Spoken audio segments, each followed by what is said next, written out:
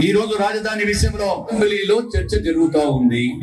అసెంబ్లీలో చర్చ జరిగినప్పుడు నువ్వు వచ్చి నీ అభిప్రాయం చెప్పాలి అసెంబ్లీకి దాని లీడర్ నువ్వేం మాట్లాడగలుగుతావు?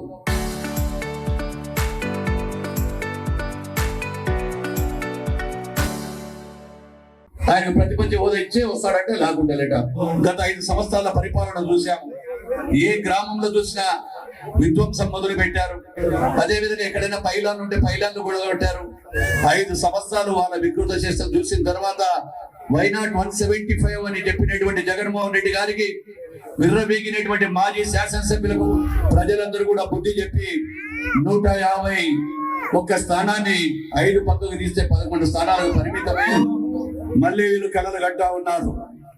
ఒకడేమో రప్ప ఏమన్నారు రప్ప ఏమంటే రప్ప కూర్చోమని ఎవడంటాడు, పొట్టెల్లి కోసేడు కూర్చోమంటారు. సిగ్గుండాల ఆల్రెడీ ఓటు అనేటువంటి ఒక ఆయుధంతో కోస్తే 151 నుంచి 11 దిగినారు. రప్ప ఆడించే 11.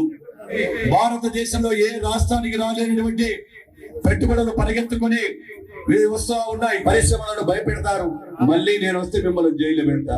ఒకటి అబ్బా ఎవడైనా వ్యాపారం చేసి పరిశ్రమ పెడితే 10 ఉద్యోగాలు వస్తాయి రా స్వామి. ఈ రోజు రాజధాని విషయంలో అసెంబ్లీలో చర్చ జరుగుతూ ఉంది.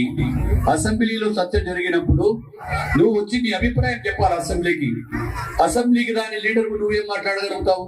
ఆయన ప్రతిపక్ష హోదా ఇచ్చే వస్తాడంటే లేకుంటే లేట. గత 5 సంవత్సరాల పరిపాలన చూశాము.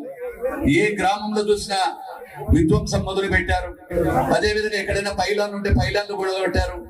5 సంవత్సరాలు వాళ్ళ వికృత చేష్టం చూసిన తర్వాత వైనాట్ 175 అని చెప్పినటువంటి జగన్మోహన్ రెడ్డి గారికి విర్రవీగినటువంటి మాజీ శాసనసభ్యులకు ప్రజలందరూ కూడా బుద్ధి చెప్పి 151 స్థానాన్ని 5 పక్కకు తీస్తే 11 స్థానాలకు పరిమితమై మళ్ళీ వీళ్ళు కలలు గట్టా ఉన్నారు.